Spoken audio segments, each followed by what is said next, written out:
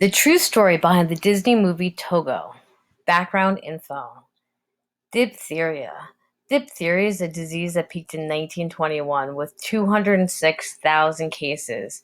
Diphtheria causes swelling of the mucous membranes, including in your throat, that can obstruct breathing and swallowing, and sometimes a bacterial toxin can enter the bloodstream and cause fatal heart and nerve damage. The Iditarod Trail.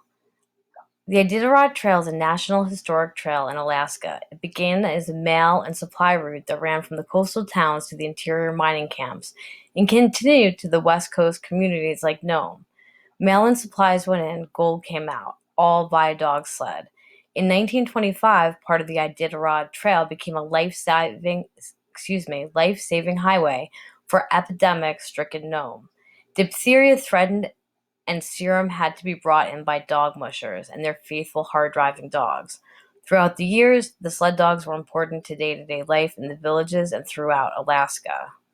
Dog mushing. Dog mushing is a sport or a transport method utilizing dogs, primarily Siberian Huskies. Often there's a team of dogs that's pulling a sled, which can be sometimes used for races and for pulling cargo through a snowy area. The Siberian Husky. A thickly coated compact sled dog of medium size and great endurance, was developed to work in packs, pulling light loads at moderate speeds over vast frozen expanses. This northern breed is friendly, fastidious, and dignified. Directions for the assignment. After we read the article, you then have to answer the questions about what you have read. You must answer in complete sentences and restate the question. You should use evidence from the text to support your answers as well and make sure to annotate. The true story behind Disney's Togo. Think, Balto saved no Alaska on his own. Think again. A new family-friendly movie finally gets a legendary dog sled run right. Here's a really nice picture from the movie. By Philip Kiefer, December 20th, 2019. In the winter of 1925, a deadly illness struck the city of Nome, Alaska. The nearest stores of medicine were hundreds of miles away across the state's snowy interior, but you've heard the story.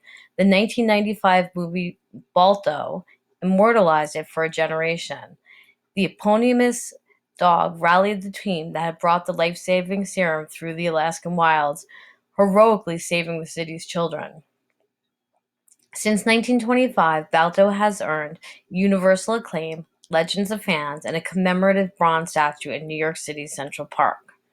But Togo, a new movie that hits the Disney platform on December 20th, corrects the historical record in favor of the underdog. As it turns out, Balto was just one of the 100 pups who made the life-saving dog sled relay to Nome possible.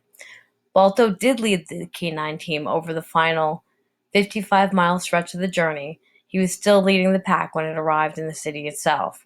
But a different dog, Togo, ran more than double the distance of any other dog on the team and led it through some of the riskiest spots. Togo, which stars William Dafoe, promises to chart the life of the historically overlooked pup who made the crucial delivery of medicine possible. For all the true dog sledding aficionados out there, we broke down the real history of Togo and Balto's now legendary run to Nome. The saga began when a doctor diagnosed the first case of diphtheria, a deadly illness, in a young boy in Nome in January 1925. The city, located approximately 150 miles south of the Arctic Circle, had a population of just under 1,000. Diphtheria was called the strangling angel of children because it releases a toxin that shuts down its victim's windpipe. Young children were especially vulnerable to it. In the winter of 1925, Nome had a supply of antitoxin, this serum that was used then to treat diphtheria, but it had all expired. A vaccine was later developed that had virtually eliminated the disease. The town's single doctor and 4 nurses watched helplessly as a 3-year-old boy died, soon followed by a 7-year-old girl. They worried that the fatality rate of those infected would be 100%. Several years earlier, the flu epidemic had killed off half of Nome's indigenous population. Indigenous means the local native people. Nome's medical team put out a call for help and found that the nearest supply of serum was in a storehouse outside Anchorage, Alaska. Trains could bring it within within around 700 miles of Nome, and the team hoped bush planes could take it from there. But that week, record-setting cold weather and gale-force winds swept across Alaska, grounding the only rickety planes in the area. The people of Nome realized that sled dogs would have to carry the 20-pound package of medicine to their city through the storm. It was the only way. Enter our story's hero, Togo, who was already a champion racer by 1925, but whose running days were largely behind him. He'd been born a smaller than average puppy in 1913, but quickly distinguished himself as a sled dog, running 75 miles his first time in a harness. According to Gay and Laney Salisbury's The Cruelest Mile, a 2003 history of the Serum Run, Togo was a living legend among Alaskan dog sledders, a natural-born lead dog.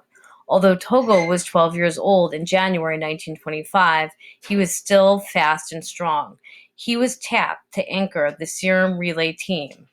Quote, he was the best dog. Owner Leonard Seppala had navigating sea ice and would often run well ahead of the team on a long lead in order to pick out the safest and easiest route across Norton Sound and other parts of the Bering Sea. The Salisburys write. The talent served Togo well on the Serum Run. At one point, the intrepid pup led the team across 40 miles of Bering Sea ice in the face of an oncoming storm.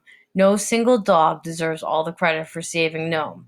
To deliver the antitoxin, more than 20 mushers and 100 dogs carried the medicine from a train line near Fairbanks, Alaska, where temperatures hovered around minus 50 degrees, along the Yukon River, over a frozen bay, and finally along the Bering Sea coast. Still, Togo was arguably the team's most impressive canine in sheer distance. He ran more than 350 miles total, more than any dog in the pack, as well as heroics. Aww. Viewers of Togo might assume its most cinematic moments are the product of Hollywood's creative license, but they would be wrong.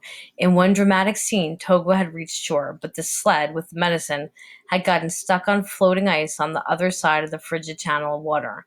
In a feat of athleticism and frankly undog-like ingenuity, Togo grabs a lead rope in his mouth and pulls the sled ashore. This, and we cannot stress this enough, actually happened. Here's another moment in the film that seems too good to be true, but is. Because of Togo's diminutive or small size as a puppy, his owner once gave him away to a family to keep as a house pet. Within weeks, Togo had enough of domestic life. He broke through a window and ran to the Sapala's sledding kennels, a scene that occurs early in the movie. Did the Serum Run to Nome needed to reboot? We came to Togo skeptical, but now we're sold. The original Bolto film left out the journey's most interesting character.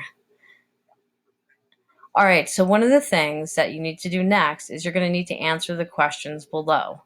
You can do two things. You can download the PDF and write on it if you're capable of doing so, or you can copy and paste questions from this document, the PDF version of this document, or within the assignment itself, I put the questions in the assignment. So you could always copy and paste those to a Word document. I'm going to read the questions aloud to you.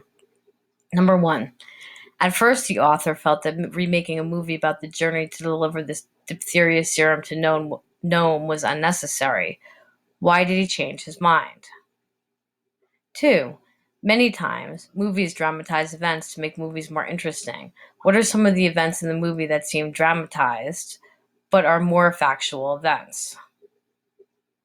Why did a dog sled team have to bring the serum to Nome?